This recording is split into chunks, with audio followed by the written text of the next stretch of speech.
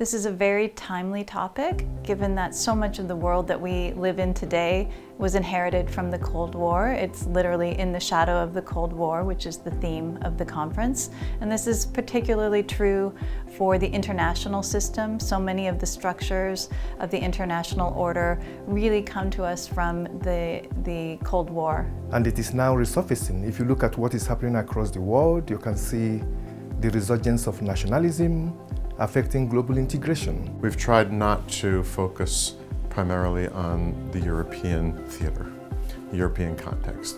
So we actually have participants from India, from China, from Nigeria, who are working on non-European topics. We also have people from North America and from Europe who are working on non-European topics as well, focusing on questions of establishing borders in the post-war period, establishing new borders, establishing the legal status of citizens and refugees and migrants, and dealing with the question of statelessness.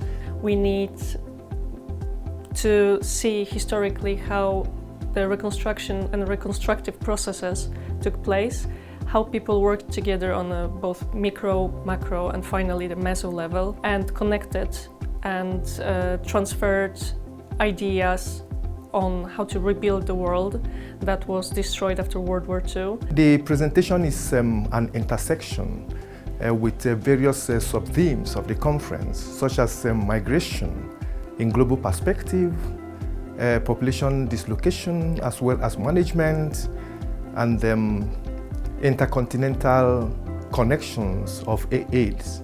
All this put together is a window into the broader conversations on the post-war reconstruction as a global process, informed by the intensifying Cold War and the advancing decolonisation. I'm very interested in the ways that management of refugees occurred in Trieste, in a city that was from 1947 to 1954 technically a free state, a free territory. In reality, that experiment was never realized, but it complicated the efforts to assist refugees. And I'm particularly interested in the ways that these management processes reflected and fed into the 1951 Geneva Convention on Refugees, which is still the guiding instrument for refugee protection. And in our post-Cold War world, we are living with a Cold War instrument that doesn't recognize in its definition of refugees the many kinds of displaced persons today that are coming from environmental catastrophes and other sorts of situations. The question of how people imagine alternative political orders gained a lot of attention in recent years.